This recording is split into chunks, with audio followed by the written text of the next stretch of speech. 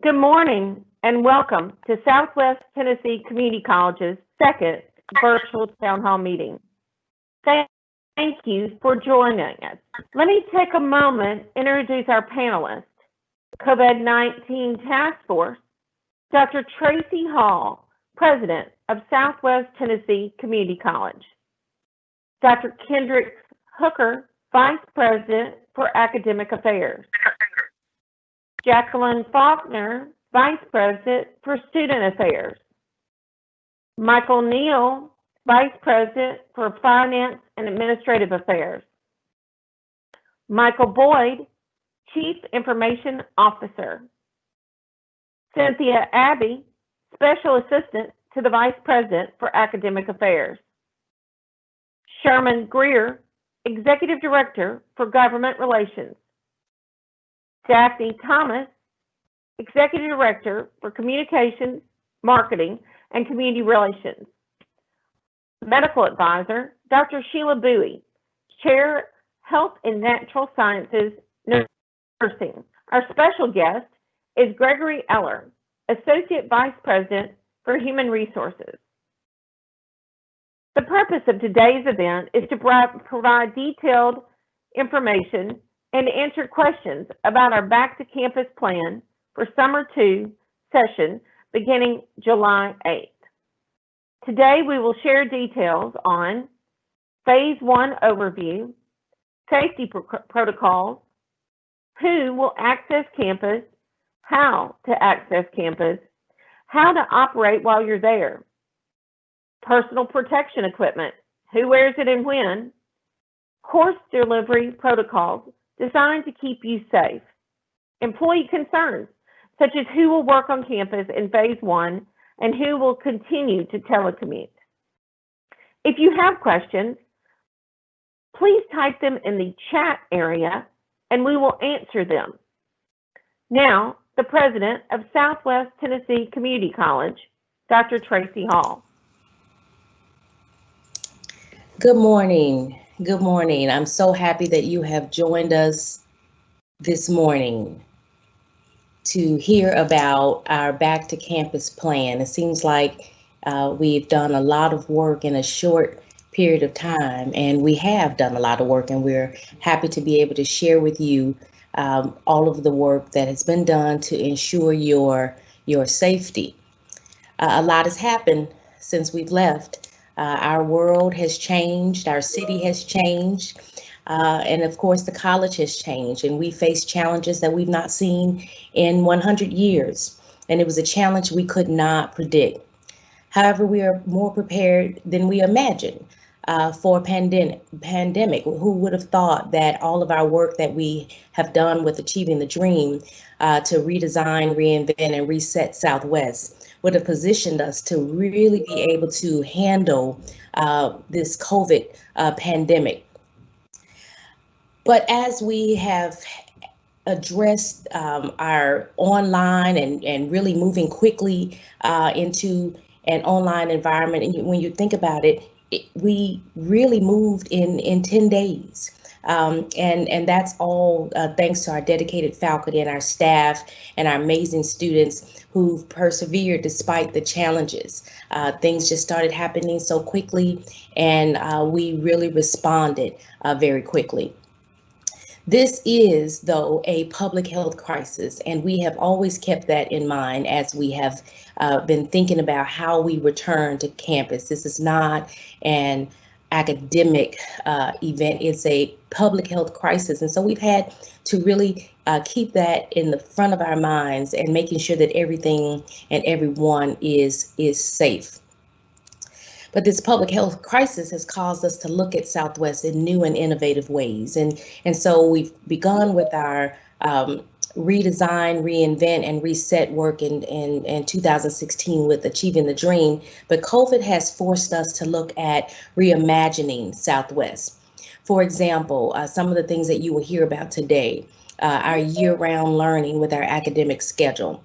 We are able to look at how can we more quickly get people and students into our classes and their programs, and then on with their lives. And we've talked about year-round scheduling for years in higher ed. And so with Reimagining Southwest, these are some of the steps, and that's one of the steps that we are taking to make sure that we are really being responsive to students and student needs. This crisis has also caused us to further examine the digital divide. And we talk about this all the time about some people not having access to technology. And so what we've just decided to do is just to address that issue. And so you will hear about in the coming days a laptop rental program for students who lack devices. Instead of continuing to talk about the fact that we have a digital divide, we're going to take action and do something about that.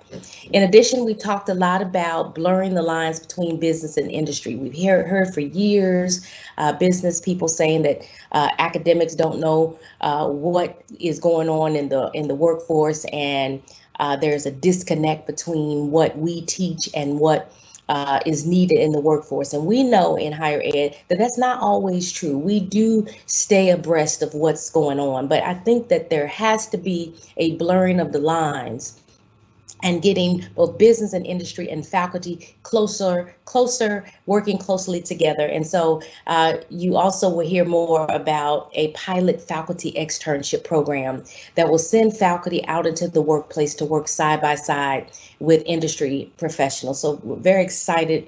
Had a meeting not too long ago with business partners that are interested in working with our faculty. And it's an ideal way, we think, to help the business community to see firsthand, up close and personal, what we already know, that our faculty are second to none and will definitely provide a great benefit to their business. And in turn, their companies will see that our faculty are competent, very qualified, and our students are well prepared. So we're looking forward again to another reimagining of Southwest, blurring those lines between business and industry. And finally, the coronavirus and its disproportionate impact on African Americans and the death of George Floyd at the knee of a Minnesota police officer have shown a glaring light yet again on the systemic and institutional inequities facing African Americans.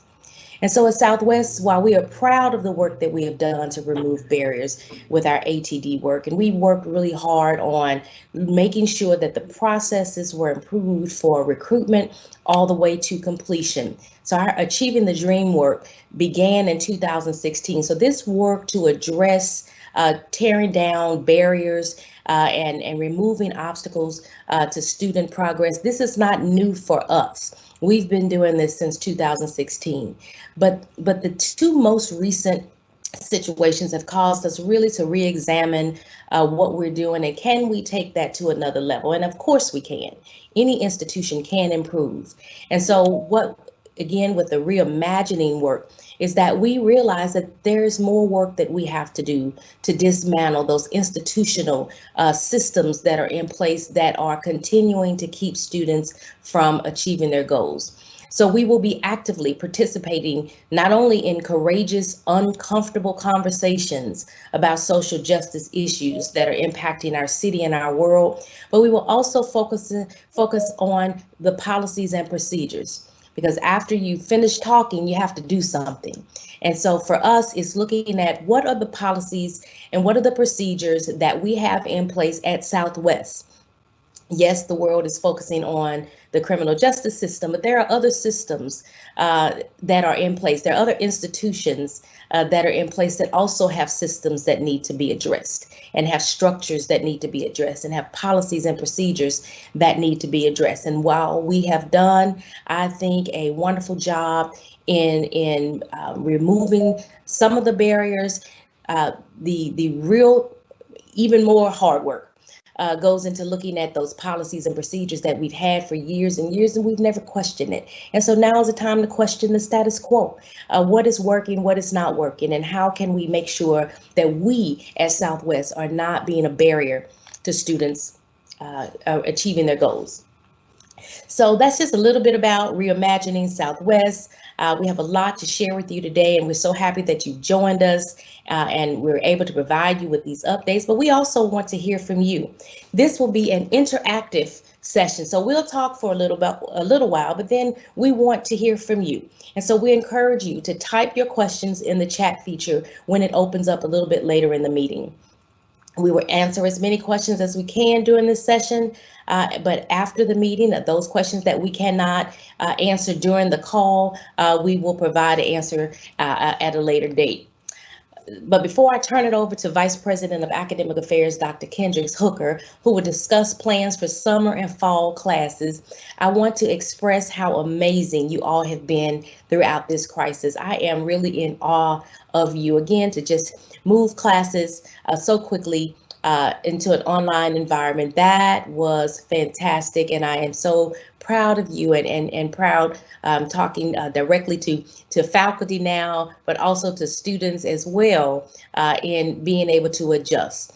I also want to take the time to again congratulate the class of 2020. If you missed the video and you missed the airing of commencement on Saturday, you missed a treat, but it is now online on demand for your viewing. It was historic. Not the commencement that we have become accustomed to, but it was one that is memorable and will be cherished, I know, for years to come. And we were honored to take part in the event. We're now having a moving video as a keepsake that will serve as a lasting tribute and record of this historic year. Again, a sincere thank you to our dedicated faculty and staff for your contributions to our graduate success. You are amazing. You are appreciated. And so without further ado, I turn it over to Dr. Kendricks Hooker, Vice President of Academic Affairs. Good morning, Dr. Holland. Thank you. Good morning, Southwest. Thank you for taking the time to meet with us this morning. I'm pretty certain that you're very busy, but thank you for joining us this morning. I wanted to just take a few minutes to give you some insight as to how we plan to move forward with the summer and beyond, to be quite frank. We're already in the midst of preparing and planning for the summer. As you know, summer 2020 will begin July 8th with a soft opening, and that soft opening will feature some of the following. You will see that some of the courses that we had this spring that we were unable to bring to completion, those courses will have the opportunities, particularly those face-to-face courses, will have the opportunity to meet to bring those courses to completion. Summer courses will begin as well. We will have courses that will be online, and then we will also have face-to-face instruction for those courses that have lab-based or skill-based components. So we're in the midst of working with VP Neal's team on a weekly basis to make sure that we have all bases covered as it pertains to the buildings that we're going to utilize, the room locations, and also the number of faculty and students that will be in those spaces to ensure that we are practicing social distancing and following all guidelines. As we look forward for fall 2020 and beyond, it's important to remind us that COVID-19, as Dr. Hall has indicated, has given us the opportunity to reimagine Southwest. So it has given us the opportunity to reimagine the schedule, look at it in new ways. First, I want to admit that we totally understand that it will be extremely difficult for all of our classes to be taught online. That's probably impossible. Many of our career and technical education courses simply require some face-to-face instruction for our students to be successful. We understand that, and we aim to put a plan in place to make sure that some face-to-face instruction will occur.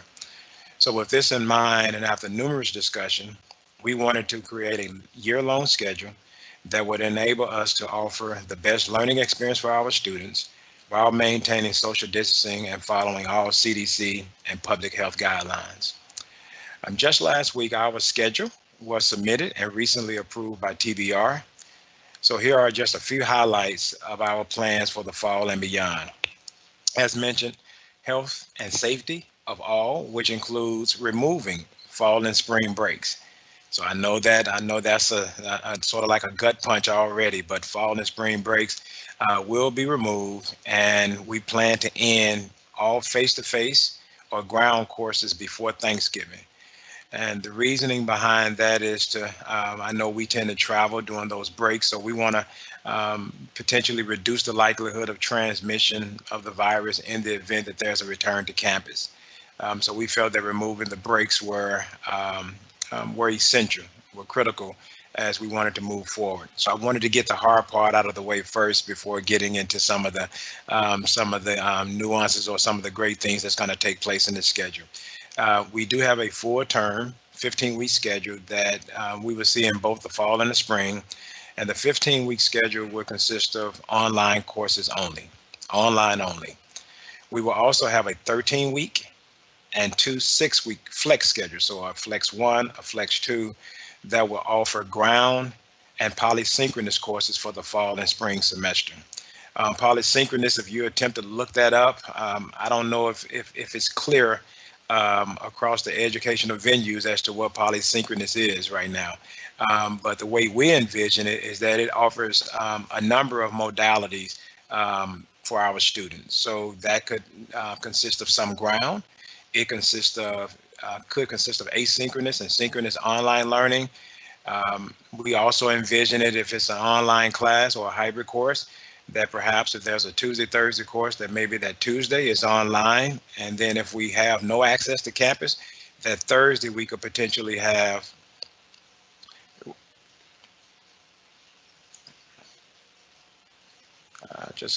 I hope my video is on. It looks like it's on. Are you all not able to see the video? You're good, Dr. Hooker. Okay, thank you. All right, sorry about that. But the Tuesday course, if it's a Tuesday, Thursday course, perhaps the Tuesday, there's online, and then Thursday, maybe we have the opportunity to meet with Microsoft Teams. So I think with this polysynchronous opportunity, it creates a number of modalities that we can use to facilitate the learning experience. In addition, we will also have a 4-week and a 3-week winter session with online courses only. So we certainly believe that with the different types of instructional modalities, the various time frames, and a schedule for the entire academic year, this will allow our students to be able to fit Southwest into their lives. So these are a few highlights. I'm sure there are more questions that I hope to answer throughout the morning. So now I would turn it over to our Vice President of Student Affairs, Ms. Jackie Faulkner. Good morning, and thank you, Dr. Hooker. As you've heard from Dr. Hall and Dr. Hooker, our initial plans for reopening campus in summer 2, I wanted to take this opportunity to share with you how Student Affairs will operate in phase 1 of our Back to Campus plan. As you all know, many of our offices are very forward-facing and student-facing, which means that students frequent our offices. And as we are still in a heightened awareness of this public pandemic and this public health crisis, out of an abundance of caution, Student Affairs will continue throughout summer in a remote modality. But what I wanted to take the opportunity to share are the things that have happened in Student Affairs over the past few months with our leaders and staff in preparing our campus to be able to continue to provide the high quality wraparound support to our students to ensure that all of your needs will continue to be met even in an online modality. And I will actually break this up by student type. We recognize that we're working with not only new students who are asking questions about how they can be admitted and prepare to start this summer or this fall. We also are working with continuing students who have questions about some of the present resources that we have and ensuring that you can continue to assess, again, those high quality wraparound support services that are traditionally afforded to you on campus. And then we have students who are prospective students who have questions about trying to again enroll or make final decisions about the fall and want to learn more about Southwest. So I want to share a few resources for each. First, I'm going to start with our new students. This is traditionally the time that we would be involved in a number of new student orientations on our campus, where you would have an opportunity to hear from various faculty and staff about the resources available to you as a Southwest student. Well, even though we will not be on campus, we will still continue to offer those new student orientations in two different formats. One is online NSO, which will be available through your portal. It's self-paced. It allows you to watch a series of videos and take short quizzes to ensure that you understand the content that had just been delivered. But we also recognize that many of our students want a more personalized touch and want to be able to ask questions during the course of the new student orientation. So we've also scheduled a number of virtual NSOs, which are synchronous opportunities where you can actually meet with our faculty and staff and ask the same appropriate questions, and then even complete your advising sessions with our professional academic advisors and be enrolled all on the same day. So that's just one of the ways in which our new students can still engage our campus. Another manner is an approval of a multiple measures pilot for Southwest Tennessee Community College. Many of our students' plans were cut short during the course of the spring for taking their final ACT or SAT test. Many of our campuses and different testing centers across the country were not able to continue to offer on-site testing opportunities. So for the first time ever in Southwest history, we are able to place students based upon your high school GPA. So even if you do not have your ACT, SAT, or AccuPlacer scores, we will be able to place you in your college courses based upon your high school GPA. And we think this is a great opportunity for us to work with students and get students into college level courses. Also, many of you are looking to upload and submit your final documents that are required for admission. We have now made a way for all students, both new and continuing, to upload and complete forms online and through your portal. So this will eliminate the needs for you to physically bring documents to our campus. Dr. Hall talked about us moving into a reimagining of Southwest. Whereas we have, it has been wonderful for us to receive documents in a number of manners.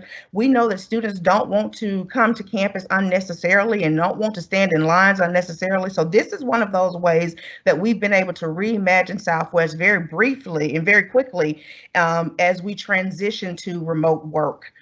Now I want to focus on our continuing students and some information that might be important to you. For those students who need to be advised, we are continuing our advising through both Zoom and Microsoft Teams meetings. We're also doing email advising. So many students who are continuing who had no holes on their accounts, you will be able to look in your email and might have already received clearance from your professional academic advisor so that you can be enrolled for the next semester. And if you've not received an email advising, you certainly can contact our advising offices. All of our offices have phones where you can actually call and receive real-time answers from our faculty and staff. Also, many of our students interface with the financial aid department. We know that over 80% of our students receive some form of either federal, state, or institutional aid. So many of our students interface with the financial aid office. You might have been placed in satisfactory academic progress, warning, or appeal status. We have now automated the SAP appeals process so that it can be completed fully online. So again, this will allow you to upload any of your documents that are required through an online modality through your portal. We've also launched e-transcripts. So for students who are requesting transcripts to be sent to employers, to their baccalaureate institutions that they're planning to transfer to. You can actually request your transcript online and it will be electronically delivered to that organization. One thing of note for students who are taking courses this summer and beyond is that for this summer, for our high traffic courses or high enrollment courses, we have academic support embedded within those courses where you can have a paired supplemental instruction leader or a tutor that's within the course with you. And if you are not able to access tutors directly through our academic support center, also note that we have free, let me say that again, free online tutoring through Smart Thinking that's available 24 hours a day, 7 days a week. We also have virtual financial aid office with daily hours. Many of our students want to, again, have a real touch and be able to have a conversation about your specific records with your financial aid specialist. We will have virtual financial aid office hours through Microsoft Teams that will be available 8 a.m. to 6 p.m. Monday through Friday. So you can actually speak with a financial aid specialist daily through Microsoft Teams. We also know that many of our students might have been impacted recently with COVID-19, with the crisis, either through experienced hardships with employment or economics. We continue to have our social services and counseling services available to you, where we have a licensed professional counselor that you can speak to on a daily basis, or even work with her to identify our telehealth opportunities that are available through the school. We also have a social services coordinator that can help connect you with either institutional or local resources if you have experienced some economic hardships, again, associated with life. And so we encourage you to work through our social services and counseling centers if you have, again, experienced any hardships throughout this period and need assistance in being able to continue in your studies. And lastly, we want to deal with students who are intending to graduate this summer. We know that there are some requirements that are not just academic requirements that would help, that are required for you to complete your graduation requirements. And one is major field exams, and they continue to be available through our PAWS portal for students who are required to take their major field exams, and also for students who are required to take ETS exams as exit exams. They will be waived again this summer. What we encourage is that all students will stay availed of the current opportunities available through Student Affairs by assessing the coronavirus site and the Student Services online link. It again is available directly from our main webpage. If you will assess the coronavirus update site, there is a link that says Student Services Online, and you can receive all information related to how you can assess the resources and support available through the Division of Student Affairs. And I look forward to engaging you further in this discussion if you have any additional questions. Thank you. And now I would like to turn it over to my colleague, VP Mike Neal, to talk about some of the safety protocols of while you are on campus. Thank you very much, Ashley. Let me start with this. We are obviously implementing the Back to Campus Plan Phase 1, as Dr. Hooker said. From a planning perspective, we've been working on this for a while, and our physical plant team actually came on campus and started to get the campus ready on June 1st, and that will continue going forward. And Dr. Hall mentioned earlier on that in this conversation, we'll talk about who will come on campus and when. And so I'll touch on some of that now. As Dr. Hooker said, for this Phase 1, which will begin on July 8th, obviously faculty and students that are in those CTE courses and those courses that are being finished up from the spring that have an on-ground component, those students and faculty clearly will be on campus, and they're going to be at the Macon Cove campus and also the Union campus. There will be staff that is needed to support that, and that staff will be within physical plant. So they will be on campus to support that, and obviously public safety as well. Other than that, there will not be any other persons on campus during Phase 1. So phase one is very much controlled in the number of persons that we have on campus, to the students and faculty that have to be for the on-ground component, and then the support staff and physical plan and public safety will be there to support that as well. And we're doing that because this is about safety, where we are with COVID-19. And so some of the other things we're doing with respect to safety start with this. One, if you're not feeling well, then as we've said since we started this back in February, stay home. So that's going to be the first component that we continue with the things we've done up to this point. And the first one is, if you're not feeling well, stay home. The second thing that we're going to do is screening questions. There are going to be pre-screening questions for those persons that are coming on campus. There will be a mechanism whereby there will be pre-screening questions that will be electronic, where we can ask certain questions and help identify perhaps people who should not come on campus, and that will avoid a trip coming to campus, and also prevent persons who may not be feeling well from coming on campus. So we're going to have a mechanism for that as we go into phase one. We're going to ask, when you do come on campus, that you wear a PPE, which is protective equipment that you will need, personal protective equipment you will need when you come on campus. The college will provide that. So when you come on campus, we'll have face shields, we'll have gloves if you need those. Clearly, we'll have sanitizer, hand sanitizers, and dispensers throughout the college. But we're going to provide the PPE that's needed for faculty and staff and students that are coming on campus.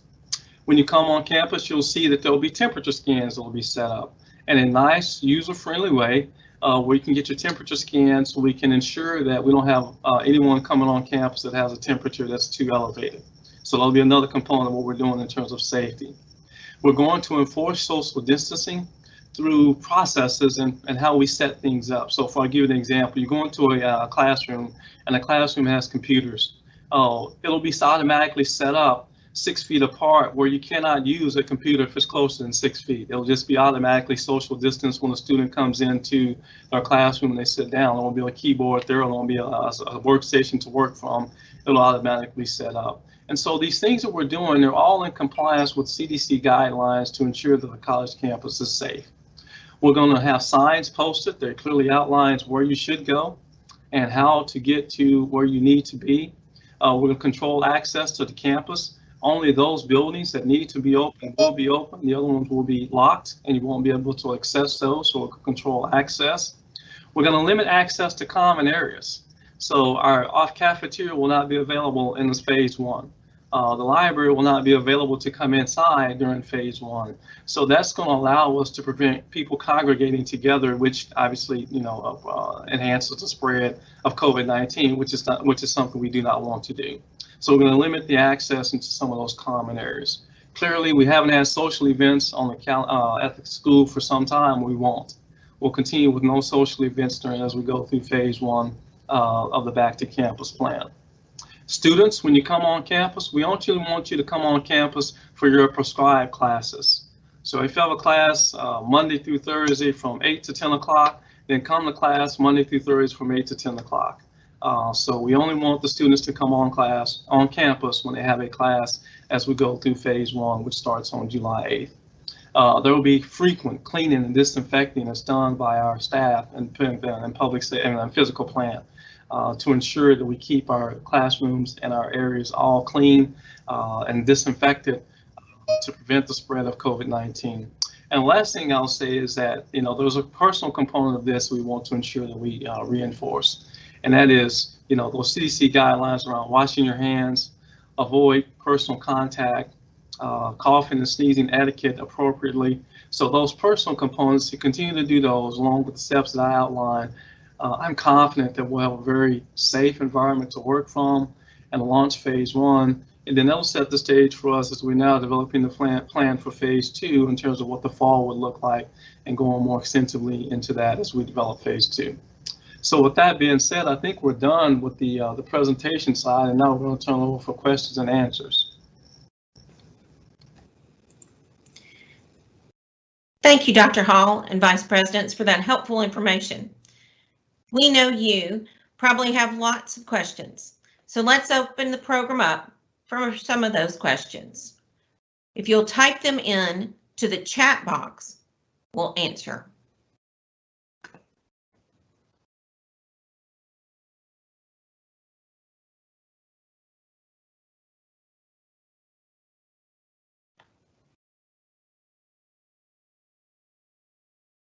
while we're waiting for our first question, why don't I ask Jackie Faulkner? Jackie, tell me if a student is concerned about how they would pay for books or an emergency situation that's arrived.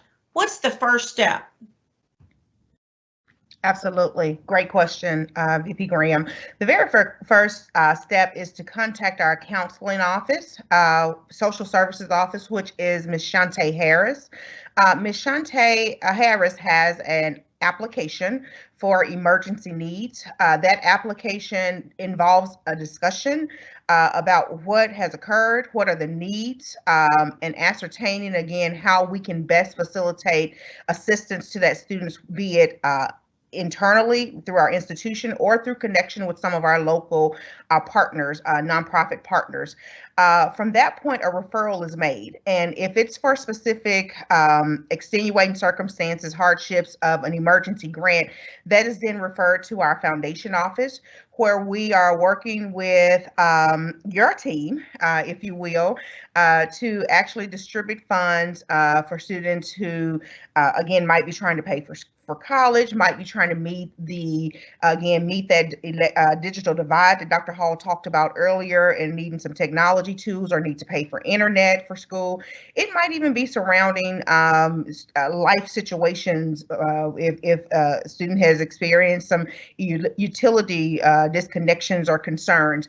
I will also say it's important that we are not only meeting that immediate need, but also focusing on how can we help students long term. We also have our career services offices, which work with students to identify both part-time as well as career employment.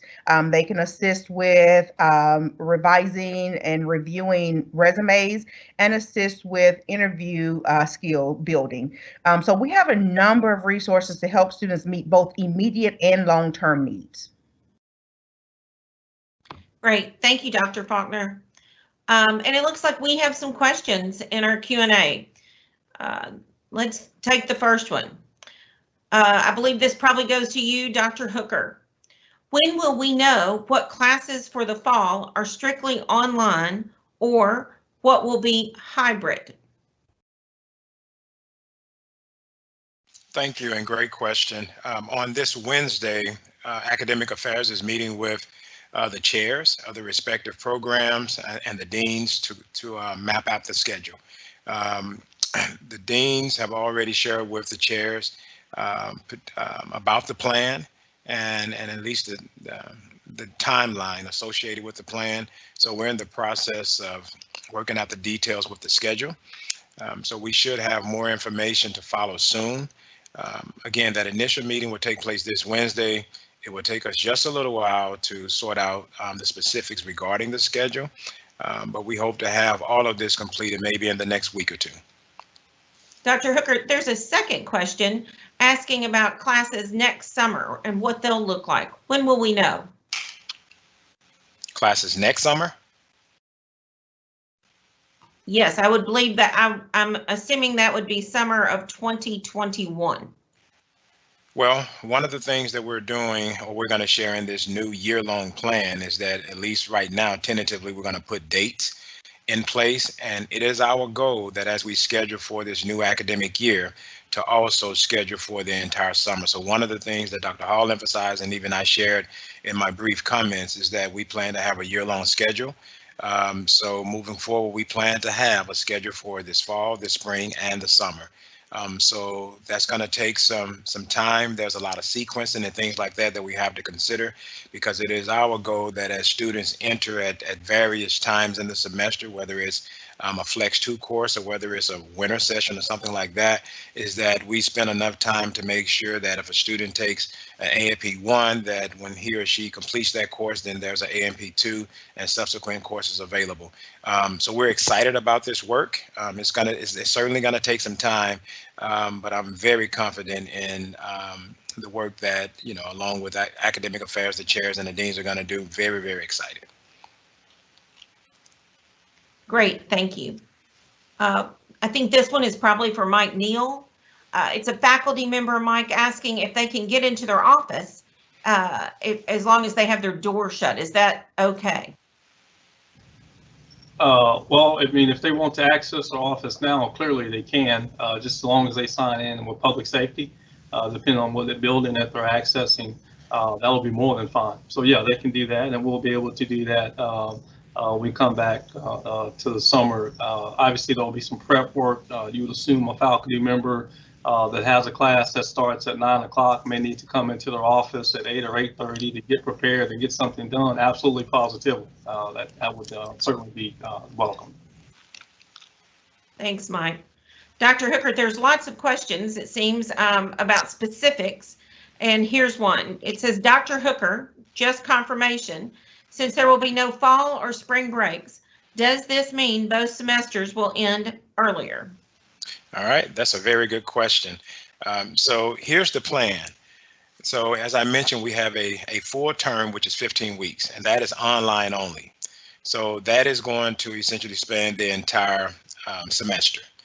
But particularly in the fall, the 13-week courses, or the courses that may require some face-to-face, is actually going to end before Thanksgiving.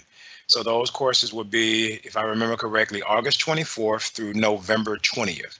So does it end a little early? Not so much. I mean, it does end before the final date, in which is, I believe, December 12th. So that's how we've attempted to address that. Hopefully that makes sense. Thank you, Dr. Hooker. Mike Neal, this is for you.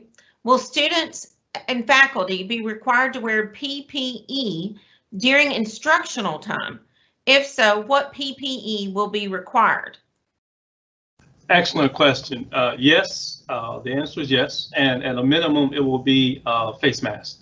And those will be provided by the institution, and there will be in abundance and readily available at certain locations throughout the college and the buildings that are being used.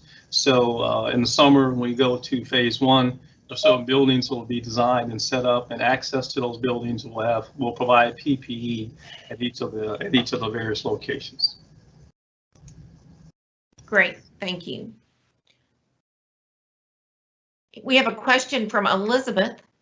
It says, as I understand, phase one will start July 1. I know we may not know, but is there thinking about how long that may last? Since the 15-week fall schedule is online only, does this indicate that many professional staff will continue to work remotely into the fall? Dr. Hall, would you like to answer that one? Yes, I would like to answer that. So phase one technically starts July 8th when we start to bring the CTE courses back to campus, mainly again because there's just some courses that we cannot teach optimally online. Again, I want to say this, that we are monitoring the environment and staying in tune and in touch with what's going on in the city. And so while we have plans for the face-to-face, if at any time it appears that it is unsafe to do so, we will remain in a full online modality. And I wanted to share that with you so that I can stress that safety is our #1 priority. This is why in phase one, what we did was we looked at what are we not able to do in a fully online environment. And what we saw was that those career and technical programs that had a lab component that we were not able to complete fully in an online environment. And so that's why they are the only ones factored in to the phase one, so that there can be some completion as long as it's safe. Regarding employees, what we have determined is that at this point, we are able to keep the majority of our staff in an online, a remote environment. Things have been working. It may not be optimal. We are still fixing and finding out how we can improve. But for the most part, in phase one, we are planning to stay in a remote environment. As we start to look at what needs and what can come back as we move into the fall and phase 2, we will release that information as well. The first thing was what is not working at all online. And so that's where we started with phase 1. We are still continuing to have those conversations about, are there those office functions that may need to come back to campus, and perhaps it will be in different ways, and there may be a rotating schedule. And there, some come in on one particular couple days, and then the other staff come in on other days. So we're still working these details out, again, with safety as the primary goal. So hopefully that answers your question. Thank you, Dr. Hall. I believe this next question would go to Jackie Faulkner. What guidelines are being met for students with disabilities? Absolutely. The very same guidelines that have always been met. So we are working with our Student Disability Services Director, which will have a rebranding that I'm excited to announce coming soon, Ms. Courtney Gibson. She's working directly with faculty to ensure that letters of accommodations are still available. She's also worked with our vendors that have provided services to our hearing impaired students to ensure that as we continue in a remote learning environment, that they are able to provide those types of resources remotely. So again, the very same accommodations will still be met that are comparable in an online learning environment. So any students who might have had an IEP plan in high school, or our continuing students who have previously been registered with the Students with Disability Services Office, we encourage you to continue to work with Ms. Gibson to ensure that your accommodation and your needs are met. Thank you, VP Faulkner. I'm going to combine a couple of questions here. Dr. Hooker, this is for you. One student says, I'm taking Chem 2 on the Union Avenue campus for summer 2. How much online class will happen? And will we use a combination of on-school grounds lab and virtual lab? The second student asked the question, will graphic arts classes be meeting on campus in the fall? Okay. I believe I guess the best way of answering that question is that we're in the process of making those types of plans.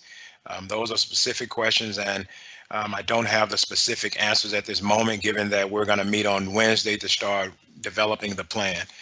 But as I envision the question regarding chemistry, I think the question you asked, if there was a portion of it was online, could you repeat that portion of the question for me? Yes, the question was, how much online will happen, and will we use a combination of on-school ground labs and virtual labs? Okay.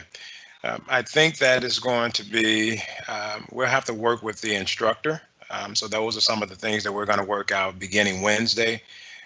For chemistry, I would imagine that there will be some online, and then there will be perhaps some virtual labs. Right now, it's in the air as it pertains to whether or not some of the non-CTE courses will be on campus. As Dr. Hall just indicated, we're constantly learning.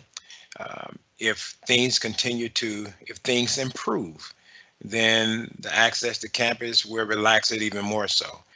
But right now, we're going to be very cautious, and we're first and foremost going to see how phase 1 goes.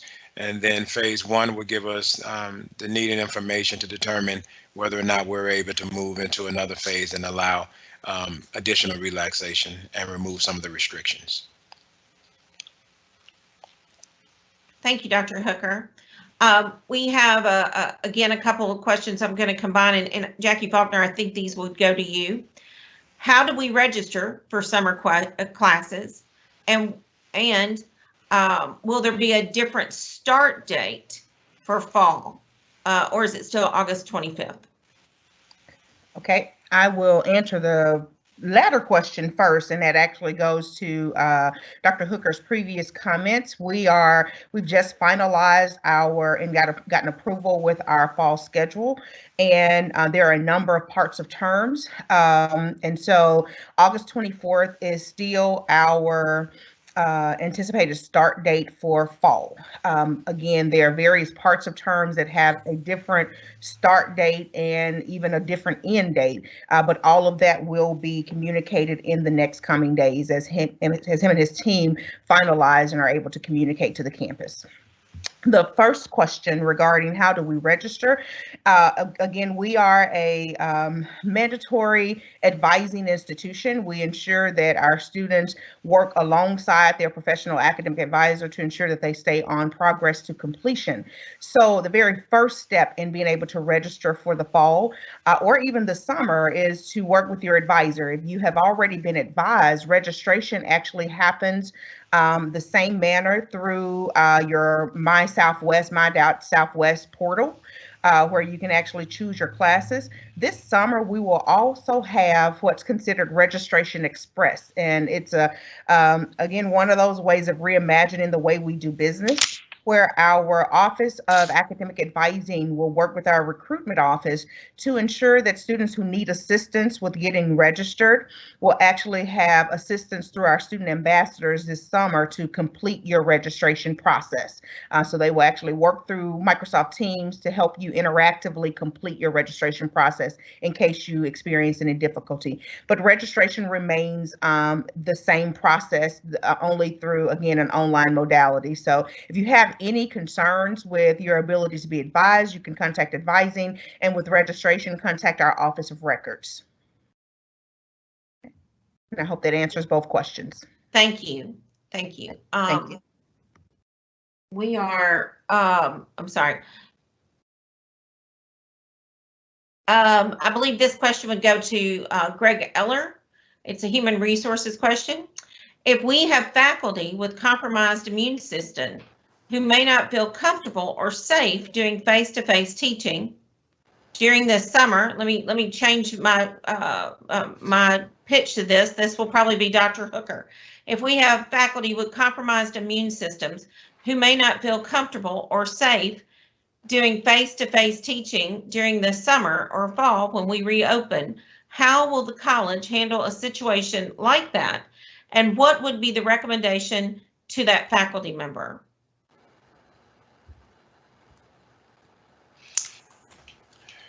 Ms. Graham, I'm not sure if you want me to answer it, but this is Greg Eller. I'm the Associate Vice President of Human Resources. So that's a great question. By far, the vast majority of all employees will be working remotely, including faculty. However, if we do have a faculty member that does need to, does have a compromised immune system, we'll look at those on an individual basis and we'll make reasonable accommodations wherever possible. And so those individuals need to contact the HR department to let us know that they're concerned about teaching in a live environment. Thanks, Greg. We have another question that I think would come to you. If a faculty member gets sick during the semester, how will that situation be handled? Again, great question. Hopefully the faculty member will have followed our CDC guidelines and not report to campus in that condition. So I will assume the question means if they get sick and not on campus. And the answer would be that there's a number of different leaves that have become available to individuals that contact COVID-19. So we would be able to use those. And then we also have the availability of our own benefit program with sick leave. So those types of cases would be handled under one of those two programs. Again, more information is within the return to campus plan, as well as we can answer any questions in the Human Resources Department. Thanks, Greg. We have Marion asked the question, what is a hybrid class? Dr. Hall, would you like to answer that one? Yes, I would. So a hybrid class is just a mixture. It could be some on-ground component of the course, and it could be online. And so you may have the lecture portion where it is online, And then there are the components that you need to be in person, or it may be more optimal to be in person. And so that's face to face. And so it's a mixture. It's a hybrid course. So you'll hear a lot of different ways of referring to how we teach, and we've been doing this, but we probably haven't been as intentional in talking about hybrid format, or we talk about polysynchronous. And so what does all this mean?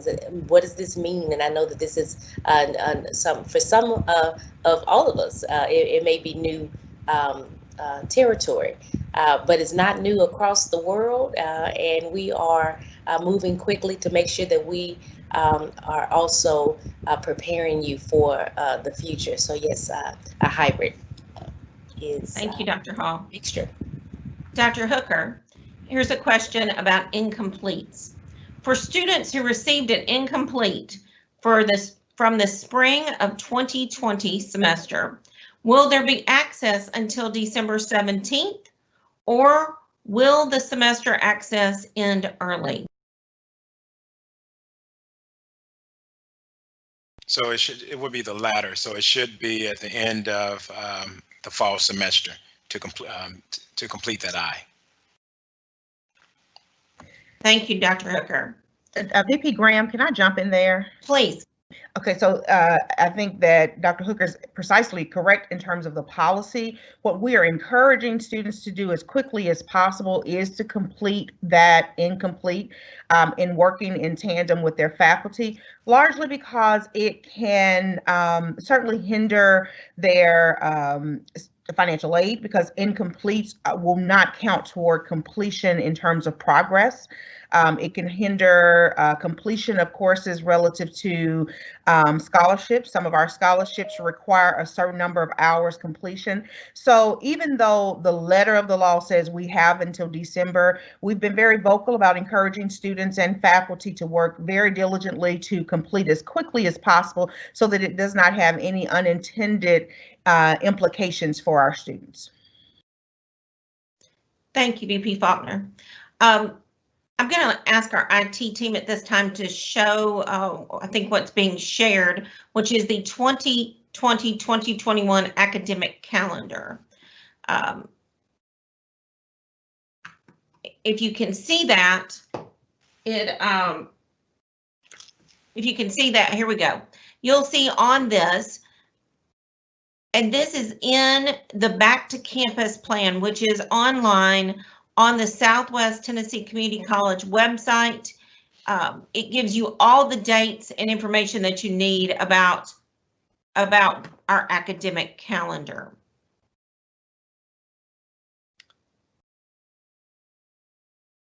Okay, our next question. If I rented a textbook from the bookstore for the spring semester and was unable to give it back due to the COVID lockdowns, when will I be able to return it? And will there be any overdue fines? Mike Neal, can you take this question? Absolutely, positively. Can be returned now. Those are able to be returned back via UPS, via prepaid from Follett. And I don't have that information in terms of the prepaid component with me, but I can get it and we'll get it out. And it was published in several of the articles that we saw on the Scoop. But students should be able to return their books from the spring. They should have been able to do that weeks ago with those prepaid envelopes back to Follett. We knew that the campus was locked down and you would not be able to bring those back. So Follett has set up a process, Follett, which is our bookstore, I should say, has set up a process where those all can be returned via United Parcel Service. Thanks so much.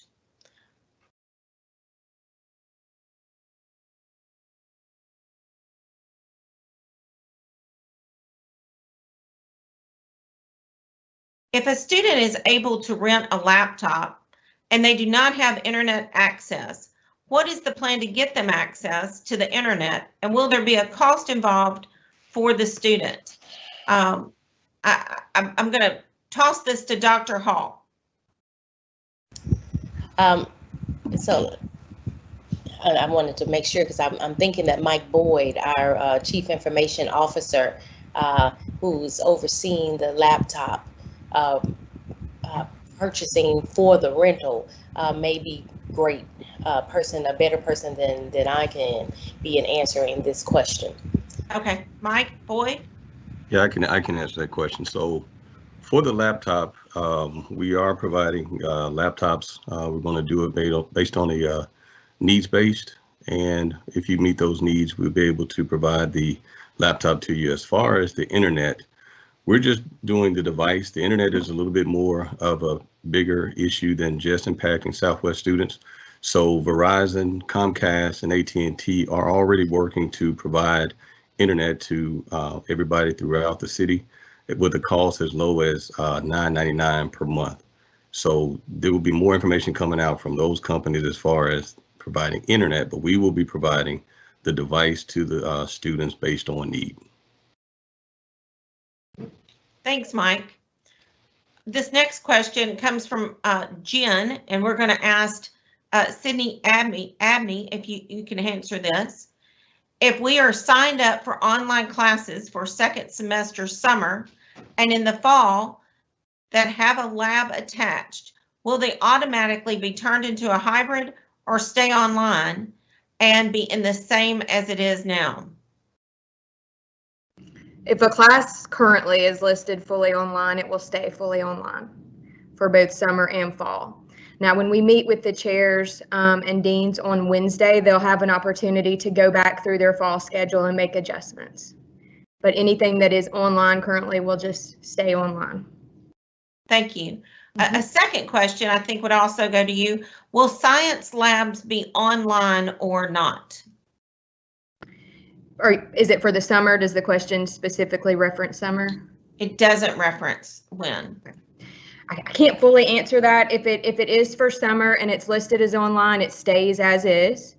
Again, I can't really say. Once we meet with the chairs on Wednesday, they'll have that opportunity to do that. But in most cases, I believe, I don't want to speak out of turn, but that most all of the science classes do have virtual labs already set up.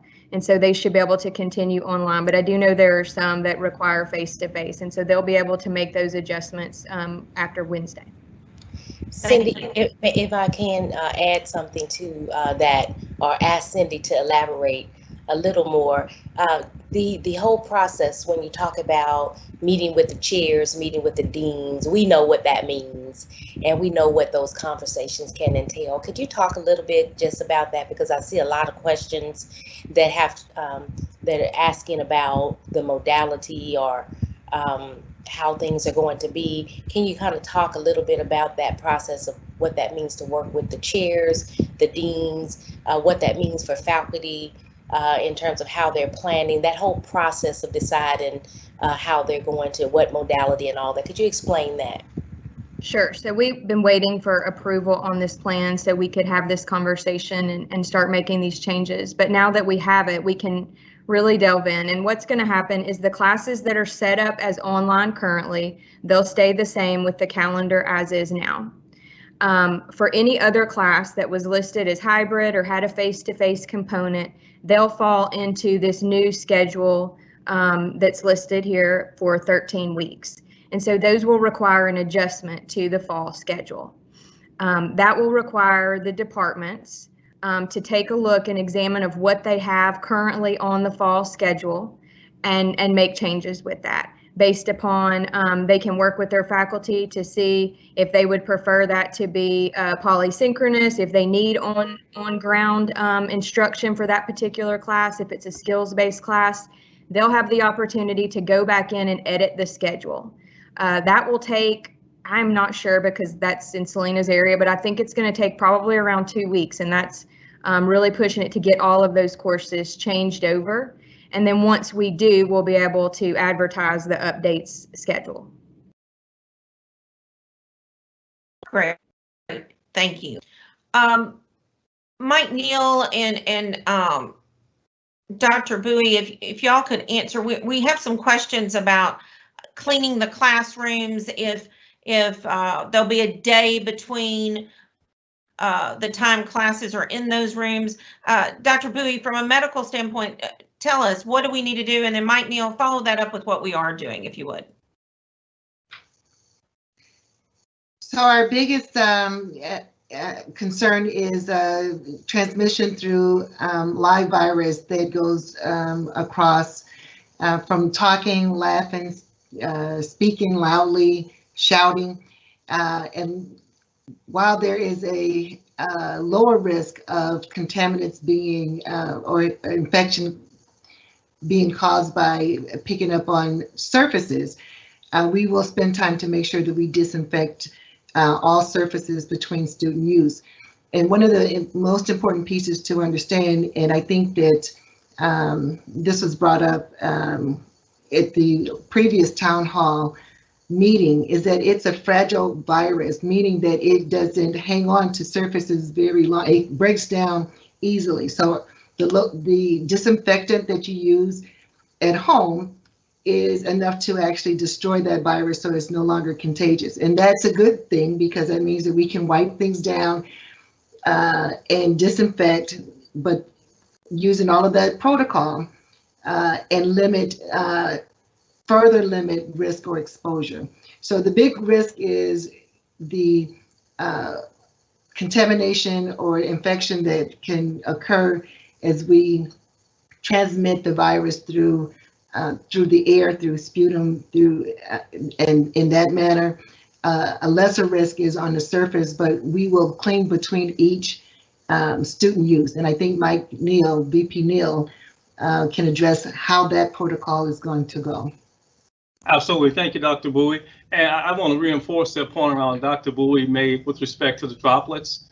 And that's why it's important with the face mask. If we all have face masks, that's going to limit the primary way in which the virus can be transmitted. And so that's a very important component of the PPE, in addition to all the other things I discussed earlier. With respect to the cleaning, as Dr. Bowie said, clearly between each use of student activity, we have a protocol in place for every 2 hours for cleaning and disinfecting that we'll do for this phase 1. So we're going to go through an aggressive cleaning and disinfecting process for all the classes that will be used during phase 1 through each class use and through as we transfer over from one class to the other, or at minimum each 2 hours, we'll go in and do a cleaning for those courses that may be going throughout the entire day. We'll schedule something with the professors for us to come in and do cleanings every 2 hours. Great, thank you. Mike, if you'll, we have another question for you that asked about what will tuition be if they're in a online, on-campus, or hybrid class? Will it be different? That's an excellent question. And I will say clearly, you know, the students who have gone to Southwest Tennessee Community College and for all TBR schools clearly are aware that every summer tuition and fees have to be approved by the Tennessee Board of Regents, and we're going through that process now. I will say our current tuition structure still exists, and so what that current structure is for online and offline, which is the same unless you're taking one of our Tennessee campus courses, I will see how that all plays out as we go through the process with the Tennessee Board of Regents. I do not anticipate that our tuition and fees will be changing, but we'll have to let that go through and be approved and reviewed by the board, which is a board meeting, as a matter of fact, this Friday. They'll address that specific area. Thank you, VP Neal. And VP Graham, just want to make one comment as I'm looking at the academic calendar that we have posted here. I want to make one correction. The dates that you see for August 24th through January 9th, that is not for the 15-week section. That is actually for the entire fall that will consist of, that will include winter session 1. The fall semester, the 15-week term is going to be from August 24th through December 12th. So the 15 weeks will be August 24th through December 12th. The date that we have listed here, August 24th through January 9th, that includes the entire fall, including the winter session. So I just wanted to make that correction. Thank you. Greg Eller, we have a question that says, do you know when staff will be required to work in the office again, or will they continue to work remotely? The current plan is that staff that are not required for face-to-face teaching, which would be faculty really, will work remotely until further notice, at least through the phase 1 plan. So current guesstimate is that we will continue to work remotely through the summer, and when we get towards the fall, we'll be evaluating who needs to work on campus and who doesn't. Thank you. This next question comes from Elizabeth, and it's about year-long learning. I'm not sure if Dr. Hall or Dr. Hooker or Cindy Abney would like to take this, so whichever one of you would, just jump in. Can you explain more about year-long learning? Is that having a schedule that demonstrates all classes for the year, or is it just shorter terms? So the answer would be yes. Just to talk about year-long learning. So what we have known is that what we tend to do is we have 15-week semesters, fall and spring, and there are those breaks. We have plenty of breaks, and we have the holiday break, winter break.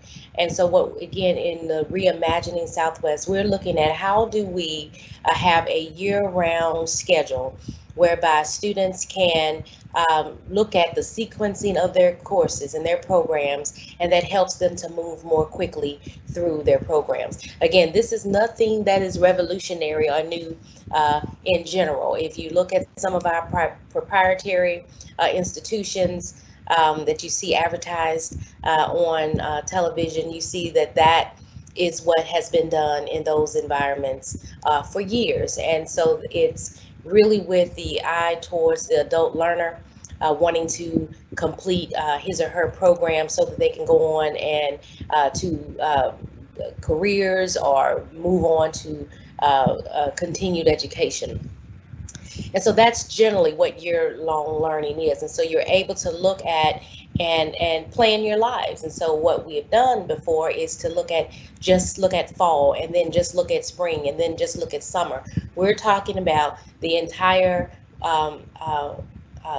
course offerings for both fall, spring, and summer. Now, there are dates by which you can enroll. So it does not mean that in the fall you can enroll in advance for spring.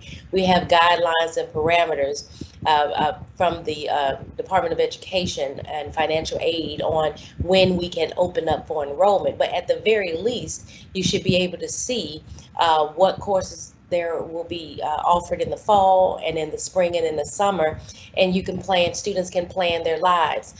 Again, another barrier that we have identified, that students, when you're planning for transportation or you're planning for childcare, your work schedule, whatever, to not know for a full year, it seems like that would be a disadvantage, and we know that it is a disadvantage. And so we can at least have the schedule so that students can see and plan and not have to worry about each semester having to change whether it's childcare, whether to change transportation or work schedule, or just totally revamp their lives.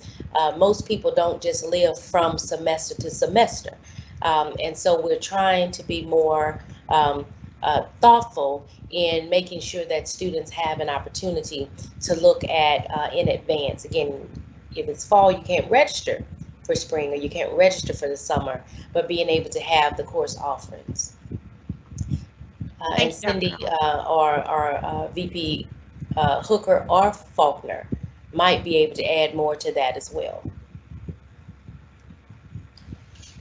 I think you did an excellent job, Dr. Hall. Yeah, you certainly did. But as you indicated, the year-long schedule will allow you to fit Southwest in your lives.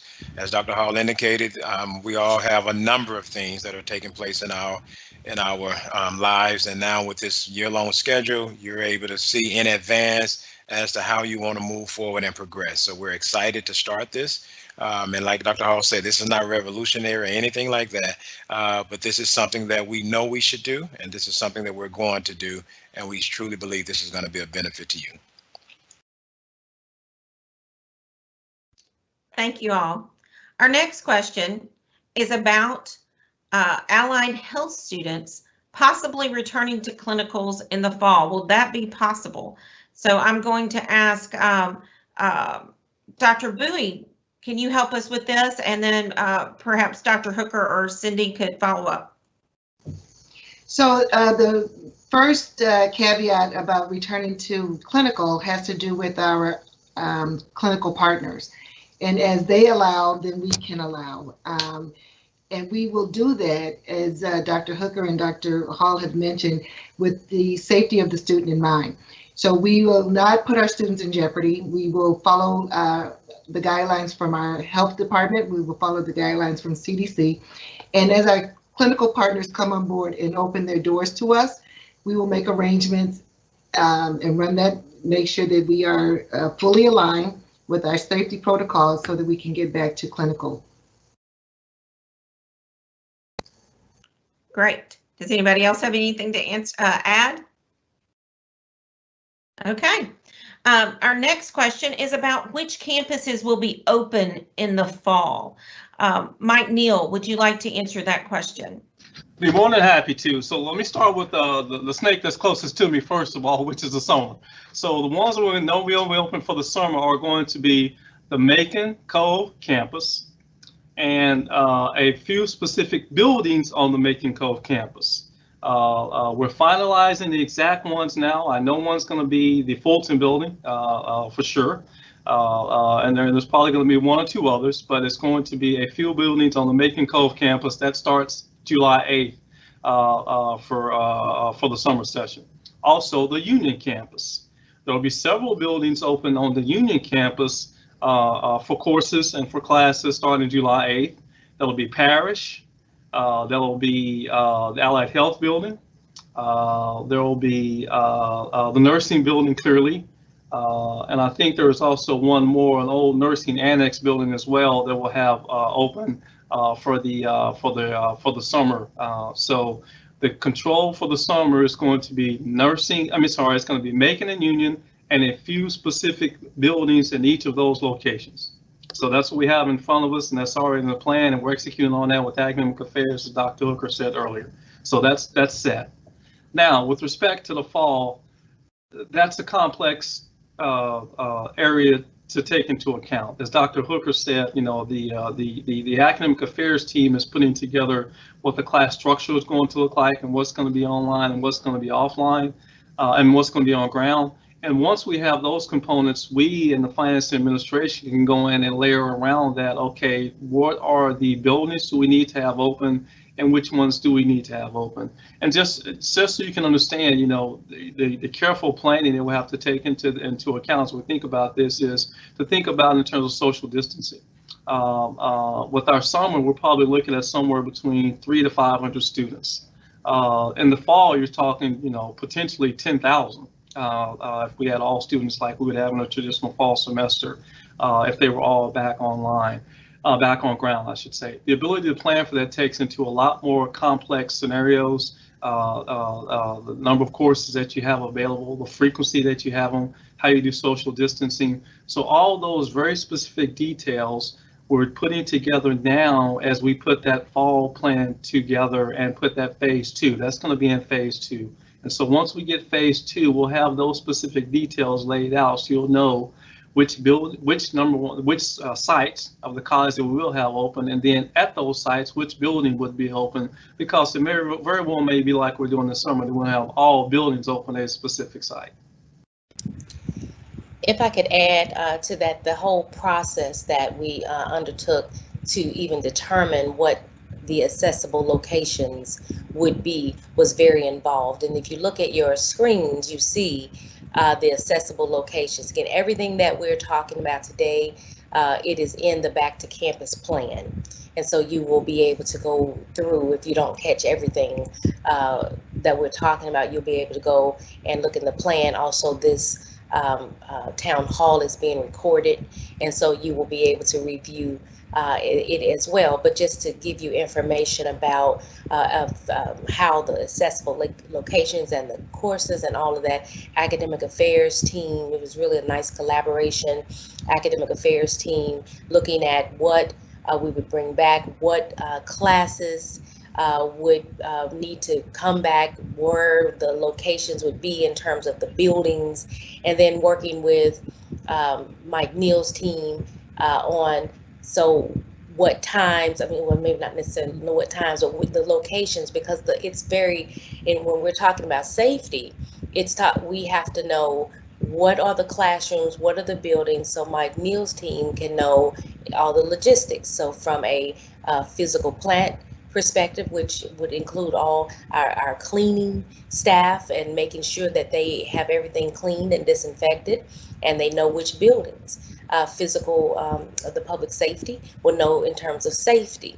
And so it's a lot of thought that has gone into, for the summer, who will come back and where and when and how and all of that.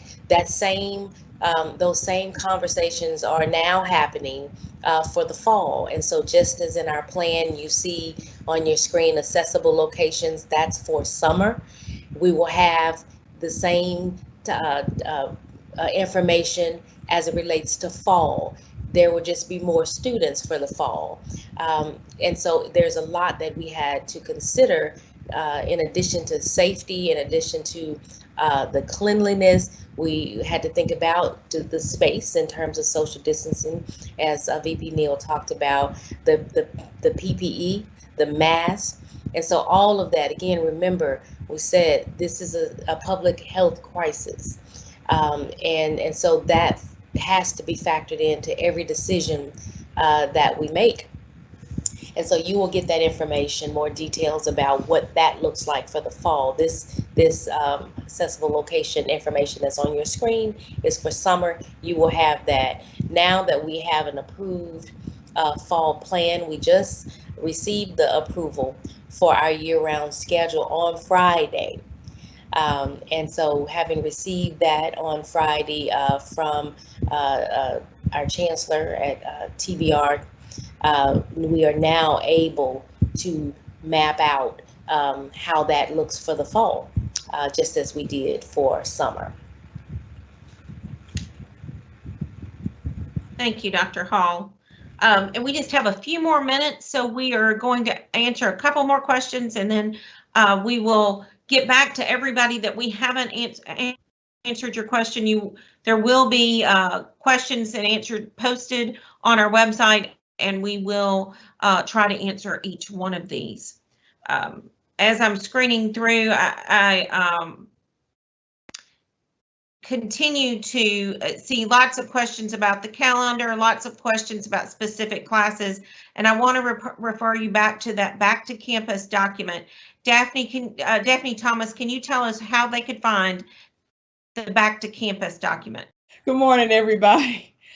We have several ways that we communicate with all of the students, faculty, and staff. And one of the major ways we do that is through our COVID portion of the website. We place news on that area of the site.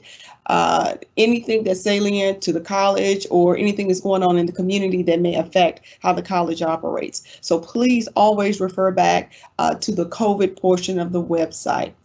Also there you will find links to the Back to Campus plan. In addition, we have curated a mini site that is devoted entirely to the Back to Campus plan. And all of the pages on that site will have different portions of the plan. So it will be easy for you to read it and refer to it. And it will also make us more agile in updating it and making sure that you receive the most current information. That site should launch today. I'll be making some finishing touches to it with regards to the calendar, and we will send out a link via email to all of our stakeholders. In addition, we also send out frequent text messages as well as robocalls to make sure you're aware of the most up-to-date information that we are releasing to you. So there will be a Back to Campus mini site that is accessible via the Big Southwest site and the COVID site. And you will be receiving emails with links, and you can also download the PDF version of the plan. But note, like Dr. Hall said, that we will be updating this plan continuously. It's a living document. So the HTML or the mini website that is devoted entirely to the Back to Campus plan will be your most up-to-date source of information. Thanks, Daphne. I'd like to ask Sherman Greer. Sherman, will you talk to us about how we're working with the health department and what that looks like and how we make determination? Certainly. Good morning. Hi. So the health department, we've been communicating with them since May 4th regarding the reopening plan. We actually sent that plan to them on May 20th.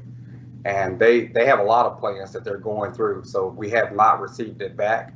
But I look at that as good news that they haven't immediately come back and stated anything that they thought was problematic with that plan that we currently have.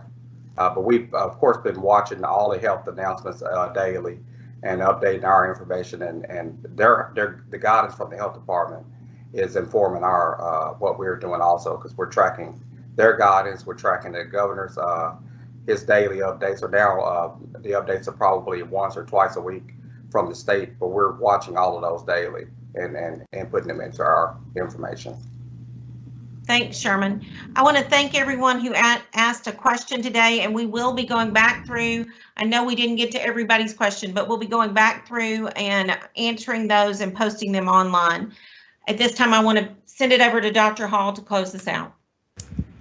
Yes, thank you all. Thank you again, as Cynthia said, for your questions, for your comments. Again, everything that we talked about, it is in the Back to Campus plan that we unveiled last week, and hopefully you see that this plan was not put together lightly. We have guidance from the White House's Reopening America plan, and we have guidance from the CDC, and have consulted with the Shelby County Health Department. Again, this is a pandemic. It is a health crisis.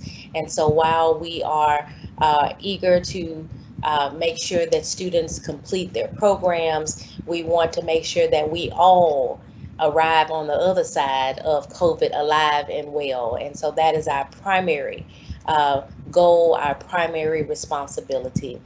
I know that some of what we're talking about today is new information. The question about what's hybrid, and we use all these terms, and that again is what we have looked at in terms of how we reimagine Southwest, how we make sure that we demystify higher education. We have some of our policies and procedures, some of the language that we use, that it just helps make people feel like they may not belong, or that is so difficult, and it's not. We have all been successful in navigating higher education, and it is our responsibility to help our students be successful as well. And so I know that it may be different and you may be somewhat afraid of this online environment, but I encourage you not to fear this new modality. I encourage you to stick with us and allow us to help you move into your goal. And so I want to let you know that after COVID, there really is no going back to business as usual. Higher ed institutions all across the country are talking about what we're talking about. How do we do things differently? We found a way to teach or to reach more people in an online environment. So when we think about after COVID, will it return to how we used to do things? No, it won't. And I can also tell you that employers are also exploring new ways to use technology in the workforce. So I urge you not to fear this new world, but allow us at Southwest to help you walk confidently into your future, knowing that you are academically, social, and emotionally and technologically prepared. So if you're a current student, I want you to stay with us. We've got you, as they say. And if you're considering Southwest, come on and check us out. We've got you too. Registration is currently underway. You have the intellect, determination, and sheer grit to do this. And even in this new environment, faculty, if you also are concerned about online and maybe you're a little nervous, but you see what you have been able to do, it has been nothing short of amazing. And so please do not think about going back to business as usual. That day has passed. We are into a brand new world, a world that has been here We've just not embraced it. And so now we have embraced it. So again, thank you for attending today's town hall meeting. It's been a pleasure spending time with you today. And thank you to the Southwest COVID-19 Task Force. Those of you who are at home or on the phone, if you can give a virtual round of applause to this wonderful task force that has put together what we believe to be a very fantastic and comprehensive plan to make sure that everyone remains safe as students, as we help to prepare students for their goals. You're all doing a fantastic job. Faculty, staff, students, administrators, everyone. Again, thank you for joining us today, and please stay tuned to the website and to your emails for updates. Again, thank you. Have a great week and be well.